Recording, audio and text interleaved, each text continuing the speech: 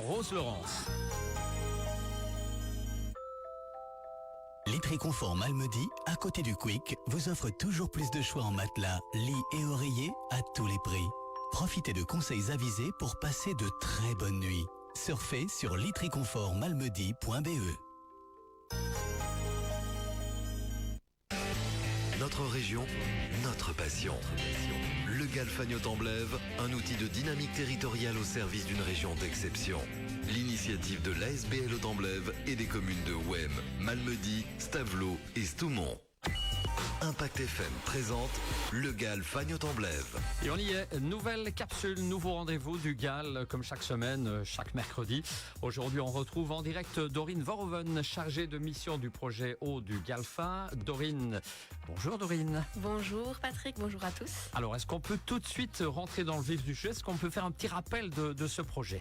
Oui, donc alors pour faire court, donc il y a vraiment deux volets à ma mission. Il y a le volet eau de source, où là l'objectif est d'inventorier et cartographier les zones de source sur le territoire du Galfagnoc-en-Blève.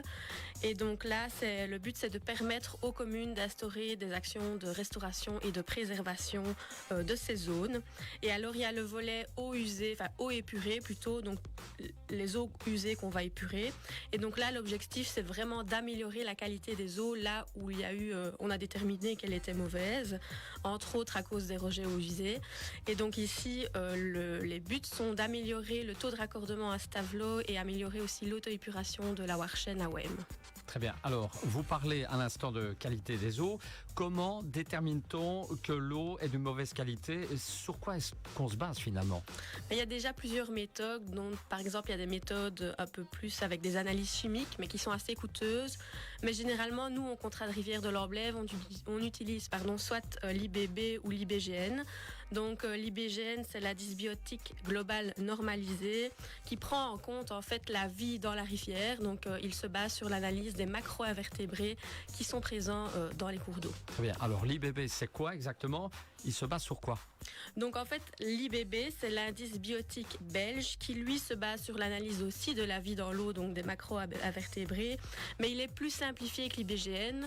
Donc, il s'exprime par un score sur 10, alors que l'IBGN, lui, est une norme vraiment européenne, spécifique européenne, et qui respecte une méthodologie beaucoup plus stricte et qui est exprimée par un score sur 20. Et ce qui est intéressant avec l'IBGN, c'est qu'on va pouvoir comparer des cours d'eau entre eux, là où il y a eu un IBGN aussi. Et donc, on peut dire que l'IBGN est un peu plus rigoureux que l'IBB. C'est ça. Alors, comment ça se passe, cette analyse? Si c'est sur base de l'analyse de macro-invertébrés, ou je suppose qu'on doit les pêcher? Effectivement, c'est bien ça, mais c'est un peu plus complexe quand même. Donc, il y a plusieurs étapes, une méthodologie bien spécifique à respecter, comme je l'ai dit. Donc, premièrement, il faut établir une station d'analyse. Donc ici, pour illustrer ça, je vais prendre par exemple voir quel impact a un rejet d'eau usée sur une rivière.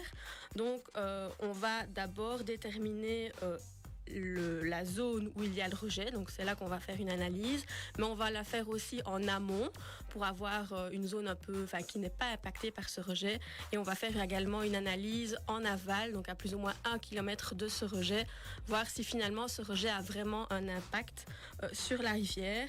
Et puis en fait, une fois que ces zones sont déterminées, et bien là on va pouvoir effectuer des prélèvements sur une distance plus ou moins équivalente à 10 fois la largeur du lit du cours d'eau. Très bien. Je suppose aussi que les conditions doivent être favorables, certainement. Oui, c'est ça. Donc d'abord, pour réaliser un IBGN, c'est déjà mieux de le réaliser de mi-mars à mi-octobre. Et ensuite, il y a plusieurs conditions à respecter, comme par exemple qu'il faut avoir un cours d'eau qui fasse moins d'1 mètre de profondeur, parce qu'alors là, c'est un autre indice qu'on doit réaliser. Le débit doit être le même depuis au moins 10 jours. Et s'il y a eu une crue ou une inondation, alors là, il faut attendre au moins 15 jours. Très bien. Dorine, donc dans ces conditions, quand ces conditions respectées et qu'on a déterminé finalement la zone d'analyse, on passe alors à la pêche? C'est comme ça? Oui, que ça c'est ça, on peut pêcher comme tu le dis, mais à nouveau cette pêche, ou plutôt ce prélèvement, doit être vraiment être fait avec minutie selon des critères bien précis. Donc en fait, on va déterminer 8 emplacements sur ce tronçon qui vont correspondre à 8 habitats différents qui représentent bien ce tronçon. Et donc à ces endroits, alors on va pouvoir frotter le fond par exemple avec notre pied pour pouvoir piéger les organismes dans le filet. Et alors là, on pourra remonter ces petits organismes sur la terre ferme. Très bien, on a bien compris. Quand vous parlez d'habitat, c'est quoi finalement? Il y a tant d'habitats que cela, différents dans une rivière? Oui, alors bonne question, mais oui. Donc en fait, ces habitats sont déterminés selon deux, on va dire, critères. Donc le substrat et la vitesse de l'eau. Donc par exemple, comme substrat, on peut avoir les végétaux, les galets, les graviers, mais aussi des racines d'arbres. Donc ça, tout ça constitue des habitats. Et aussi la vitesse. Donc c'est la vitesse du courant, hein, donc comme une zone rapide, une zone avec un peu moins de courant ou pas du tout, une zone très calme. Très bien. Alors, donc, si je comprends bien, résumons-nous, un endroit où il y a des branches et des herbes dans un courant calme, c'est considéré comme un habitat, et un endroit où il y a le fond recouvert de gros galets avec un courant finalement vraiment un peu plus rapide, c'est encore un autre habitat et ainsi de suite, c'est ça? Oui. Jusqu'à en avoir 8. Oui, c'est ça, tout à fait. Et si par exemple on ne trouve pas 8 habitats différents, eh bien là on va compléter nos mesures avec l'habitat qui domine le plus en fait. D'accord, on a bien compris. Quelle est l'étape suivante? Donc l'étape suivante, on va faire un petit tri de ce qu'on a récolté. Donc on va enlever tout ce qui est débris de végétaux. On va aussi, chose très importante, remettre les espèces protégées. Donc par exemple chez nous, on pourrait avoir des écrevisses à pattes rouges. Donc c'est notre écrevisse indigène. On pourrait avoir aussi des larves de libellules, des moules perlières ou encore des mulettes. Et donc tout ça, on va devoir remettre directement à l'eau. Puis on va enlever, comme je l'ai dit, tout ce qui gêne à nouveau, des feuilles mortes.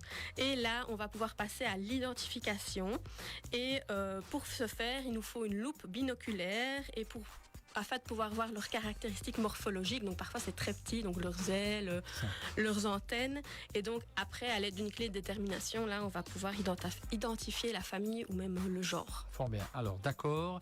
Puis qu'est-ce qu'on fait ensuite? On les compte. 1, 2... En quelque sorte, oui, c'est ça. Mais d'abord, il faut savoir que certaines espèces sont très sensibles à la pollution et d'autres y résistent. C'est ce qu'on appelle des polluorésistances. Ici, je vais l'expliquer de façon très simplifiée parce que sans support visuel, c'est assez compliqué. Donc, comme tu le dis, on va compter le nombre en fait de classes d'espèces différentes qu'il y a dans notre échantillon. On va alors identifier l'espèce qui est la plus sensible de l'échantillon. Et puis là, grâce à un tableau en fait à double entrée, on va pouvoir obtenir un score sur 20 qui alors là va refléter la qualité de l'eau. Très bien. Alors, j'imagine qu'une note de 20 sur 20, c'est une qualité très bonne, hein, mais à quel moment on détermine que c'est mauvais? Oui, donc pour faire court, donc un score de 17 à 20 sur 20, c'est une qualité très bonne. De 16 à 13, il s'agit d'une bonne qualité. Puis là, on passe de 12 à 9, ça devient moyen. Et puis de 8 à 5, c'est mauvais. Et en dessous de 5, là, c'est vraiment très mauvais. Et donc, une fois qu'on a le résultat de cet IBGN, on va pouvoir, afin que ce soit officiel et pour garder une trace écrite aussi, on va pouvoir rédiger un rapport où là, à nouveau, c'est assez strict parce qu'il y a des éléments qui doivent obligatoirement y figurer. J'en cite quelques-uns, mais comme par exemple la date, la localisation, la largeur du lit, les conditions hydrauliques, etc. Et donc, c'est ainsi en fait que se déroule dans les règles de l'art un IBGN. Alors, tout bien compris, Dorine, jusqu'à présent.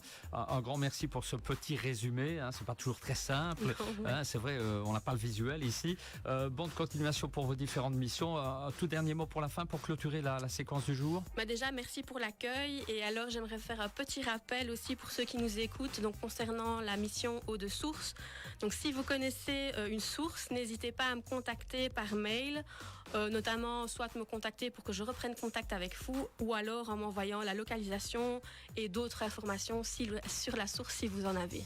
Très bien. Un grand merci, Dorine, pour nous avoir parlé de la continuation du projet. Puis on se retrouve la semaine prochaine, bien évidemment, pour une autre séquence du GAL, chaque mercredi à 8h40. Notre région, notre passion. Le GAL Fagnes-Autemblève, un outil de dynamique territoriale au service d'une région d'exception. Avec le soutien de la Wallonie et cofinancé par l'Europe.